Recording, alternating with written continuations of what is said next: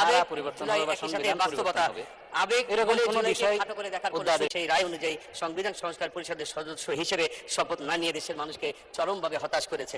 মাননীয় স্পিকার, জুলাই সনদ 2025-এর আদেশের 11-তে বলা হয়েছে পরিষদের অধিবেশন আহ্বান, কোরাম, ভোটদান ইত্যাদি শিরোনামের বলা হয়েছে সংসদ নির্বাচনের ফল ঘোষিত হইবার 30 পঞ্জিকা দিবসের মধ্যে যে পদ্ধতিতে জাতীয় সংসদের প্রথম অধিবেশন আহ্বান করা হইবে অনুরূপ পদ্ধতিতে সংবিধান সংস্কার পরিষদের প্রথম অধিবেশন আহ্বান করা হইবে। কিন্তু অত্যন্ত পরিতাপের বিষয়, মাননীয় স্পিকার, জাতীয় নির্বাচন অনুষ্ঠিত হয়ে গেছে, আজ 1 মাস গত হতে যাচ্ছে, কিন্তু এখন পর্যন্ত সংবিধান সংস্কার পরিষদের প্রথম অধিবেশন আহ্বান করা হয় নাই। শুধু তাই নয়, বিএনপি আজকের দিন পর্যন্ত সংবিধান সংস্কার পরিষদের সদস্য হিসেবেও শপথ গ্রহণ করে নাই। মাননীয় স্পিকার, গণভোটের মাধ্যমে জনগণের যে আকাঙ্ক্ষা প্রকাশিত হয়েছিল, সেখানে বিএনপির মতো একটি বৃহৎ রাজনৈতিক দল শুরুতেই সংবিধান সংস্কার পরিষদের শপথ না নেওয়া জনমনে বিভ্রান্তি সৃষ্টি হয়েছে।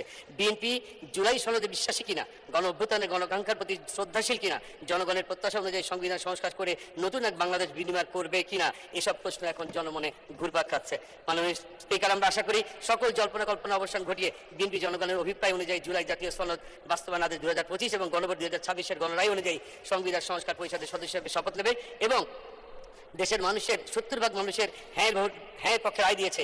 এই দুটো ভোট একসঙ্গে হয়েছে, একই সঙ্গে ফল প্রকাশ হয়েছে। গেজেট। ধন্যবাদ মাননীয় সদস্য। আচ্ছা, 1 মিনিট বলেন। ধন্যবাদ মাননীয় স্পিকার। আমি আমাদের এখানে যে আলোচনা হয়েছে, আমাদের মাননীয় স্বরাষ্ট্রমন্ত্রী যেটি বলেছেন, জুলাই আবেগ নয়, আবেগ দিয়ে রাষ্ট্র চলে না। এই প্রসঙ্গে বলতে চাই মাননীয় স্পিকার, জুলাই আবেগ নয় কথা সত্যি, কিন্তু জুলাই আবেগ, জুলাই একই সাথে বাস্তবতা। আবেগ বলে জুলাইকে খাটো করে দেখার কোনো সুযোগ নেই।